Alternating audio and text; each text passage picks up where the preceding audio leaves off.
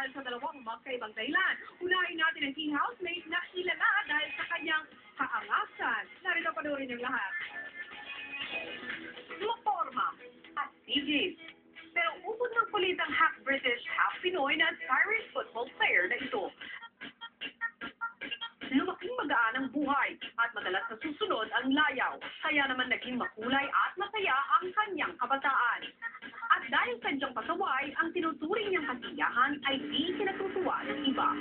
Hanggang sa dahinsa ng kanyang kapilyuhan sa isang madugong trahedya na nakaapekto sa kanyang mga kakayahan, lalo na sa paglalaro ng paborito niyang football.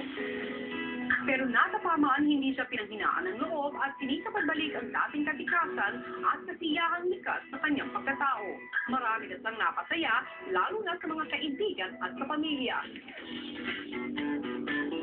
Pero sa loob ng bahay ni Kuya, uubra kaya ang kakulitan niya.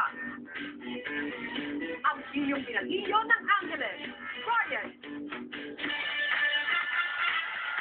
Mga kapamilya, ang silyong pinatilyo ng Angeles, Ryan! Hello, Ryan. Welcome. Hey, good evening, Ryan. Hello. Magandang gabi, Maya Pabengi, Ryan. Narinig namin meron ka daw idol na ex-housemate. Sino nga yun? Maya Pabengi po, si Baron Geisler po. Oy! Baron Geisler. Bakit naman sa lahat ng housemate namin si Baron ang iyong iniidolo? Po, unang-una, pareho po kami pilyo. Silyo. Pangalawa, Ano yung pangalawa? astig po yung mga trip niya.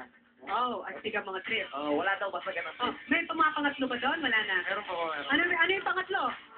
Bili po sa confidence niya. Oh, so tatlong bagay ang hinahangaan, Bianca. Pero meron din siya ng confidence eh, pagkalabas talaga. Yes! Iba-iba.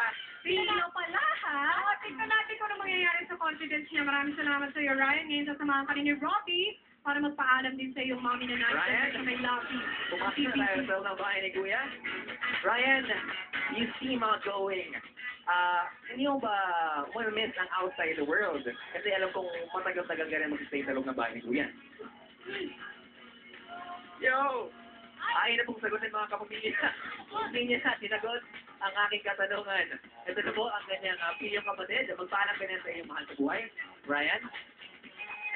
Kaya na po sila magpahalan mga kapamilya sa iyong nanay.